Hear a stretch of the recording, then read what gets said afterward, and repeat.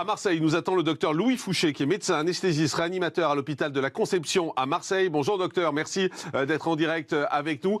Quelle est votre position à vous sur ces vaccins qui sont en train de se préparer et qui vont déferler dans quelques temps sur la France, visiblement? Bonjour Monsieur Morandini, j'espère que vous allez bien. Vous aussi, à Marseille, il y a un petit air de fin de confinement et d'épidémie qui fait du bien. On sent la liberté arriver. Exactement. C'est plaisir. Juste, je parle pour moi, je parle pas du tout pour mon institution. Je suis le porte-parole d'un collectif qui s'appelle Réinfo Covid. Et mes conflits d'intérêts, que je suis obligé de donner, normalement, légalement, donc je vous l'ai dit, sont de 450 € sur la base transparence santé. Mais ça, c'est que le dessus de l'iceberg. Vous savez que les conflits d'intérêts sont un vrai problème qui vient de manière interstitielle dans la vie des médecins et de l'industrie pharmaceutique. Si vous prenez Patrick Vallance, qui est le patron du conseil scientifique anglais, il a 600 000 livres sterling d'actions chez GlaxoSmithKline, qui est une firme vaccinale. Et il a touché entre 2012 et 2018 plus de 5 millions de livres sterling de dividendes. Vous imaginez bien qu'il n'est pas complètement vierge dans la stratégie vaccinale gouvernementale. Vous étiez quasiment vierge, on a bien compris. Voilà. Quelle est votre position sur les vaccins ? Alors je pense qu'il faut un petit peu de contextualisation. Effectivement, on est dans une situation épidémique où la létalité est très faible. On est à 0,5% de létalité, c'est-à-dire la mortalité chez les gens positifs. Ça veut dire qu'il y a 99,5% des gens qui survivent quand ils ont un test positif. Et si vous prenez la mortalité, c'est 99,95% des gens qui survivent sans vaccin et avec une prise en charge sanitaire qui était un petit peu absurde. Donc ça veut dire qu'en fait, c'est déjà une maladie qui n'est pas très grave, mais qui encombre le système de santé. Et ça, Mike Ryan l'a dit, c'est le patron, le directeur exécutif du groupe sur les maladies émergentes à l'OMS. Il nous dit, il y a pire qu'un mauvais virus, c'est un mauvais vaccin. Parce qu'en fait, il s'agit justement d'aller sur des personnes saines et qui vont bien. Et vous devez être à un niveau de sécurité maximal parce que vous ne devez pas rendre malades des gens qui ne sont pas malades. Donc là, il y a une vraie question à se poser. Et le problème, c'est que la science a été en partie cassée comme outil à dire la vérité, comme boussole à dire le nord. Et ça, ce n'est pas moi qui le dis, c'est Kamran Abbasi, qui est le patron du BMJ, le British Medical Journal, qui fait un éditorial où il dit « Covid-19, politicization, corruption ». And suppression of science. Et il parle spécifiquement des vaccins en disant qu'on va avoir un problème à savoir réellement quels sont les effets secondaires ou pas. Il y a un problème de contextualisation juridique. Vous avez peut-être vu passer le fait que les effets secondaires et indésirables des vaccins ne sont pas remboursés par les firmes vaccinales. Qu'est-ce que ça veut dire? Ça veut dire que c'est vous et moi, avec nos impôts, qui allons raquer pour les effets secondaires. Oui, ça veut dire que c'est l'État qui prendra en charge les éventuels effets secondaires.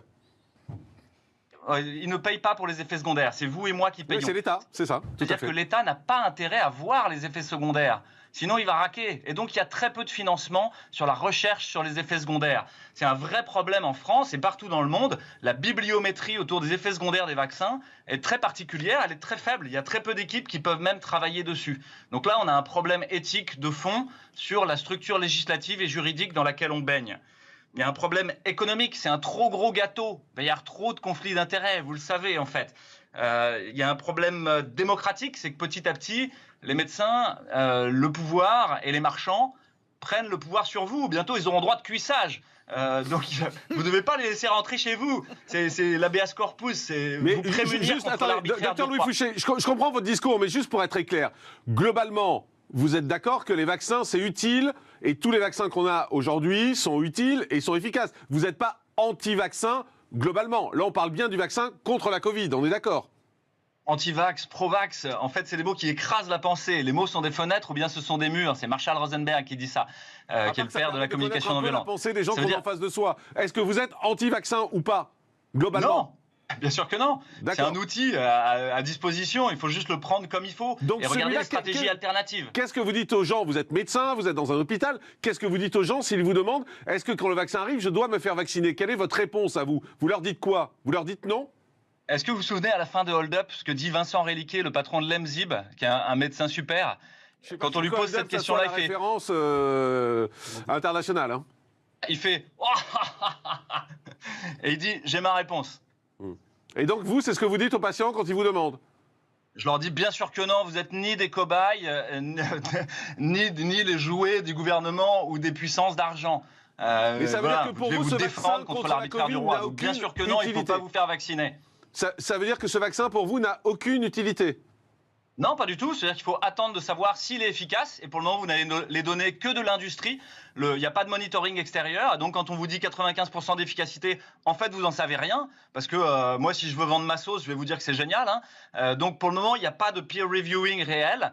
Et donc, vous ne savez pas si c'est efficace ou pas. Et l'autre chose, c'est que vous êtes sur une technologie vaccinale qui est extrêmement novatrice, qui est probablement très intéressante, mais dont on n'a aucun recul. Je vais vous dire un truc secret, c'est que l'ARN peut même se rétrotranscrire. Vous en avez parlé, hein, c'est le rétrotransposon.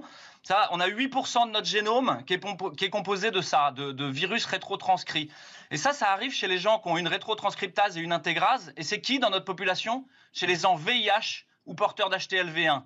Donc attention, méfie pour ces gens-là. C'est-à-dire que potentiellement, ils pourraient intégrer du virus dans leur génome. Alors, et ça, c'est pas bon du tout, parce qu'on sait que c'est même à l'origine peut-être de la schizophrénie ou de choses comme ça. Il y a des études dessus. C'est un peu... On est à Marseille, je suis loin d'être agressif, au contraire, je suis vraiment dans une vision non violente des choses et je m'accorde avec eux sur l'idée que les gens ont besoin d'avoir de la clarté et de l'intelligibilité sur le réel. Or, la narration médiatique et politique, elle est tout sauf claire en fait. Et là, c'est pas moi qui le dis, hein, c'est le rapport sénatorial sur la grippe H1N1. Et ça, il faut le relire. Il est très très bon parce qu'il vous explique qu'en fait, les firmes vaccinales ont tout fait pour que la peur soit l'argument principal de toute l'épidémie parce que finalement, c'est leur meilleur argument marketing, que ça emporte la décision. Et effectivement, je rejoins le docteur Simeka, je crois qu'il parlait de prudence. C'est la phronésis chez Aristote, c'est l'intelligence du courage. Et l'intelligence du courage, c'est aller de se renseigner en fait. Donc d'aller voir ce qui s'est passé pour les anticorps facilitants du Dengvaxia par exemple, de Sanofi. Ça c'était très intéressant, c'est vraiment la mauvaise bonne idée. Le public va pas faire ça. Vous imaginez bien que le public va pas faire ça, docteur. Nous, ce qu'on va faire, en tout cas moi ce que je vais faire, c'est que je vais voir mon médecin traitant, mon généraliste, et je vais lui dire, est-ce que je dois me faire vacciner ou pas? Quel est votre avis? C'est vis-à-vis de ce médecin généraliste en qui on a a priori tous confiance. Et avec raison, c'est à lui qu'on va poser la question, ou on va se faire un avis en écoutant les médecins sur les plateaux. Mais quand on vous écoute, on a le sentiment quand même... Allez, comment le dire? Il y a un peu une notion de complotiste, malgré tout, quand on vous entend. Non, c'est le rapport sénatorial de H1N1, donc en particulier, je parle globalement. Taxés d'être de dangereux complotistes. Mais juste, la formation des médecins quant à la vaccination est assez intéressante. Il y a environ 4 heures de formation et finalement, on leur apprend à annoncer le calendrier vaccinal par cœur, parce que c'est la question d'internat, et à avoir les quelques punchlines qui permettent de le défendre. Mais si vous prenez réellement la plupart des médecins, il y a beaucoup de gens qui ne savent pas ce qu'il y a dedans, ils ne savent même pas si c'est ADN ou ARN, ils ne savent pas quelles sont les données de mortalité, etc. Et donc, il y a besoin que la population fasse cette montée en compétence de savoir. Docteur Alem, vous en...